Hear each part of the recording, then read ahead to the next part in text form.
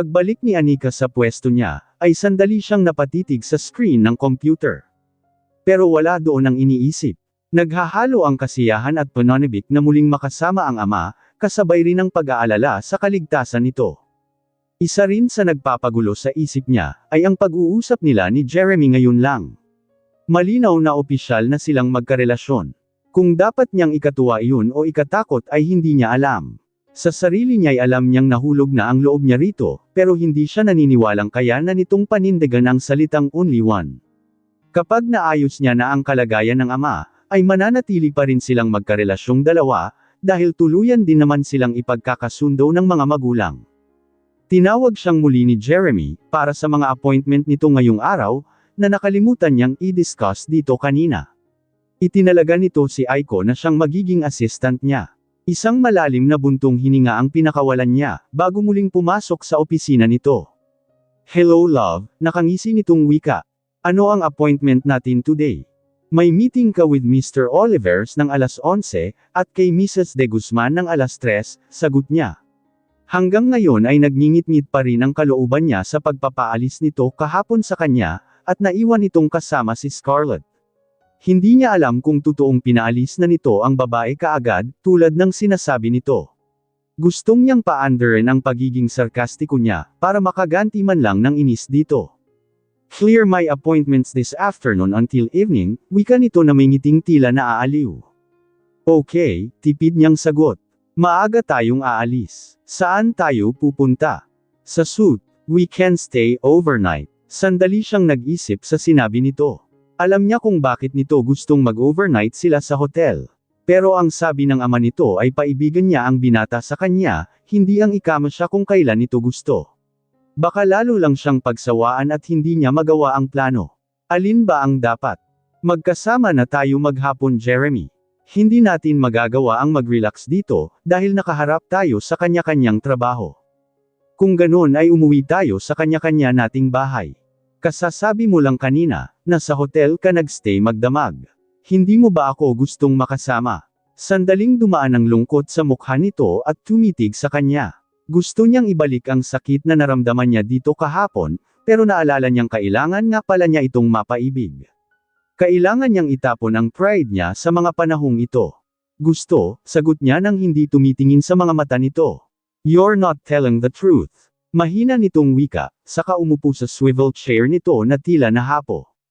Nawala din ang sigla ng mukha nito, at hindi na tumingin sa kanya. Kung may iba kang lakad you may go ahead, wala naman, mahina niyang sagot. Pero bukas meron. Anong lakad mo bukas? I have to meet Benedict. Napabaling ito sa kanya at mariin siyang tinitigan. Napailing ito at nanatiling seryoso ang mukha. May namamagitan ba sa inyo ni Benedict? Wala, magkaibigan lang kami. Pero espesyal siya sa puso mo ganun ba? Saan mo naman nakuha ang ideyang yan? Then why do you have to see him? Sandali siyang nag-isip kung ano ang isasagot. Kaibigan ko yung tao, at may mabigat siyang problema. Kailangan lang niya ng karamay. At girlfriend ko ang naisip niyang hinga ng oras at panahon, ganoon ba? May kanya-kanya pa rin tayong buhay Jeremy. Baka nakakalimutan mong kahapon lang si Scarlett ang kasama mo, wika niya para panindigan ang pakikipagkita kay Benedict. Yeah right, sagot nito na halos hindi niya na marinig. Tumayo siya at nagpaalam dito, na may gagawin pa sa table niya. Pagkalabas ni Anika sa opisina niya, ay lumabas din siya at tinungo ang opisina ni Ethan.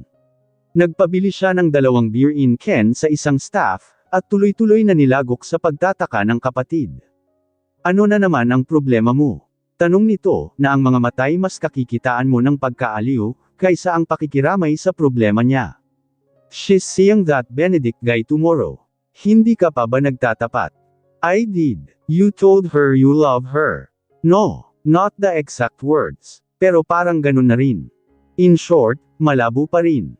Natatawang wika ng kapatid. Hindi pagtatapat yun. Anyway, bakit may date siya sa Benedict na yun bukas? If I know. Ano bang real score niyong dalawa? Nagsisintir ka dito hindi ka naman pala nagtapat ng maayos. Paanong pagtatapat pa ba ang kailangan? I kissed her, she kissed me back. Hindi pa ba malinaw na pareho kami ng nararamdaman? Bro, you've kissed 1,000 girls. Even took them to bed. Pero hindi kayo pareho ng nararamdaman. Of course you have to say I love you, do you love me too? Bakit ka ba tumanda nang hindi man lang naturuan ni dad na manligaw? Masisiraan ako ng bait sa anika na yan, naiiling niyang wika. You have to understand where she's coming from. Ikaw ang taong hindi marunong ng salitang commitment. At sa sandaling nagkaroon kayo ng relasyon, ay ilang beses siyang nasaktan sa pagiging marupok mo sa mga babae. Natural may iniingatang pride yan. Ano ang dapat kong gawin? Manligaw ka, manuyo ka. Huwag mong ipakita ang pagiging arrogante mo, dahil kailangan mong linisin ang pangalan mo. Kasalanan niyo to ni Marga. Kung hindi niyo sinabing playboy ako, hindi yan mag-iisip sa akin ng kung ano-ano.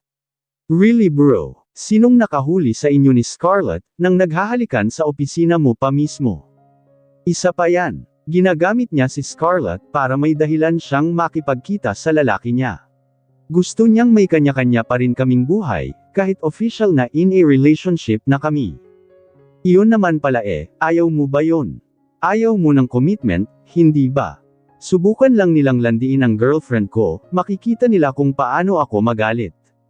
That's scary Jeremy. Relax. Kailangan nyo lang kilalanin ang isa't isa, at matutunang magtiwala. Kaya ayoko nang nai-inlove Isabak mo na lang ako sa boardroom, kaysa sa komprontasyon kay Anika.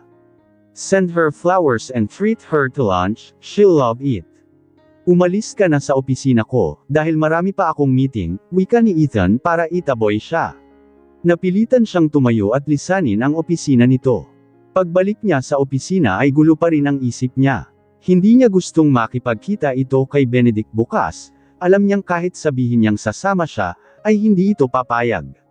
Gusto niyang pumunta sa club, at aliwin ang sarili sa ibang babae doon, pero nangako siya sa sarili na magbabago na siya. Bukod pa sa hindi rin naman mawawala sa sistema niya si Anika, kahit pa ilang babae ang pagtuunan niya ng pansin bukas. May meeting sila ng 11:00, pero heto siya at hindi pa rin mapakali sa silid niya. Nakita niyang busy sa Anika sa pwesto nito, at iniisip niya kung paano ito paluguran. Sa tanang buhay niya ay ngayon lang siya nagkaroon ng girlfriend, sa totoong salita, at hindi niya alam kung ano ang dapat ikilos. Nasanay siyang babae ang nagbibigay ng atensyon sa kanya, at siya ang hinahabol, at kapag wala na siyang interes sa isang babae, ay basta na lang niyang hindi kinakausap. Sandali niyang minasahe ang batok, dahil tumataas yata ang alta presyon niya. Pumasok si Anika para ibigay ang files na kailangan niya, bago sumalang sa meeting. Casual lang itong nakikipag-usap, na lalo niyang ikinainis. Kung ang ibang babae na hindi naman niya karelasyon, ay halos maghubad na sa harap niya, ito'y laging nagbibigay ng distansya. Gayong opisyal na silang dalawa. Kung siya ang masusunod, ay ilalak niya ang pinto para pagsaway ng sarili dito. Agad nag-init ang katawan sa naisip, kaya ipinilig niya ang ulo. Kailangan niyang kontrolin ang sarili, kung hindi ay masisiraan talaga siya ng bait sa isang ito.